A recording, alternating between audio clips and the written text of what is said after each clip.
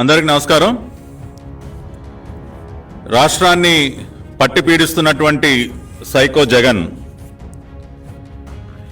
ఈ రోజున రాష్ట్ర వ్యాప్తంగా ఎక్కడ చూసినా కూడా మనకి ఆందోళనలు, ఉద్యమాలు, వాటిపైన లాఠీ చార్జీలు, పోలీసుల దాష్టికాలే మనకు కనపడతాయి. వివిధ వర్గాల వారు, అది అంగన్వాడీ వర్కర్స్ కానివ్వండి, మున్సిపల్ శానిటేషన్ వర్కర్స్ కానివ్వండి, సర్వశిక్ష అభియాన్ ఎంప్లాయీస్ కానివ్వండి, ఇట్లా మీరు అనేక వర్గాల వారు ఈ రోజున, లేదంటే ఇప్పుడు 104, 108 అంబులెన్సులు నిర్వహించినటువంటి సిబ్బంది కానివ్వండి, ఎటువైపు చూసినా కూడా దగా పడినటువంటి పరిస్థితుల్లో ఈ రాష్ట్ర ముఖ్యమంత్రి జగన్ రెడ్డి చేతిలో మోసపోయినటువంటి పరిస్థితుల్లో వారందరూ కూడా రోడ్లపైకి వచ్చి ఆందోళన చేస్తున్నారు. న్యాయబద్ధమైనటువంటి డిమాండ్ల కోసం గతంలో జగన్మోహన్ రెడ్డి తమకిచ్చినటువంటి హామీలు నిలబెట్టుకోవాలని డిమాండ్ చేస్తూ ఈ రోజున అంగన్వాడీ వర్కర్సు, 104, 108 సిబ్బంది కానివ్వండి, సర్వశిక్ష అభియాన్ సిబ్బంది కానివ్వండి, మున్సిపల్ కార్మికులు కానివ్వండి, వీరందరూ కూడా ఆందోళన బాట పడితే వాళ్ళ డిమాండ్స్ను విని అర్థం చేసుకుని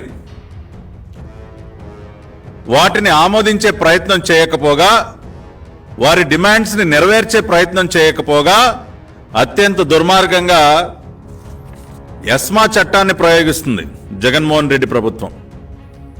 నిజంగా ఎంత మానవత్వం లేకుండా. మొన్న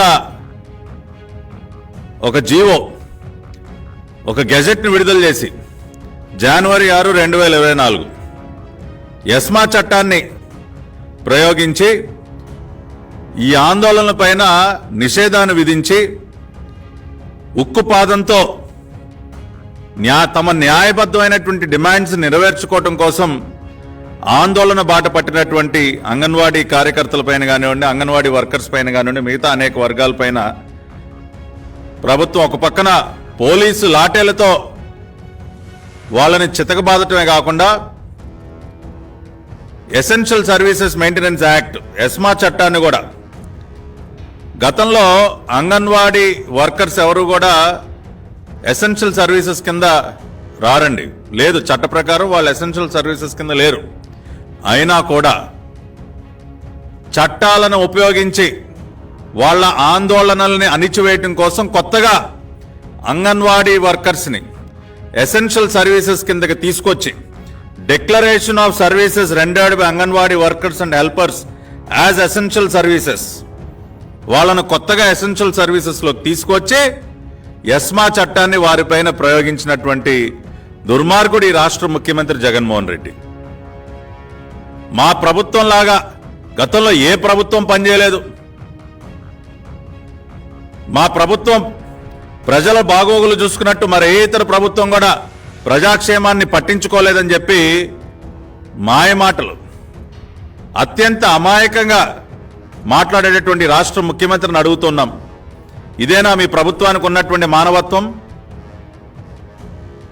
ఇదేనా మీ ప్రభుత్వం చేసేటటువంటి ప్రజాక్షేమం?